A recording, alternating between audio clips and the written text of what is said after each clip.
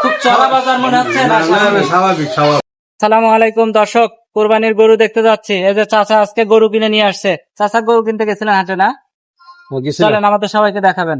আচ্ছা দেখেন, চলেন। গরুর দাম এবার কেমন চাচা নিয়ে?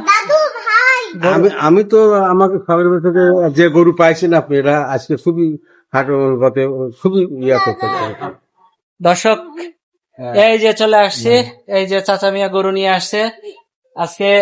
গরুটা এই যে দেখেন সবাই, ওরে বাপ রে বাপ, তো বিশাল গরু। হ্যাঁ চাচা মিয়া, গরুর দাম কত হয়েছে? সব 1,67,000।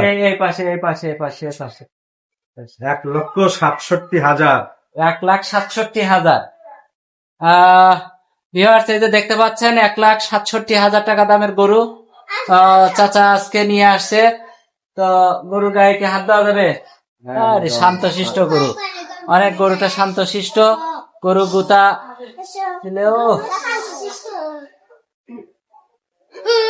সেই চাচা, যে চাচা গালে স্ত্রী। 1,67,000 টাকা দামের গরু চাচা নিয়ে আজকে নিয়ে আসছে। চাচা গরু কিনে আপনি খুশি তো?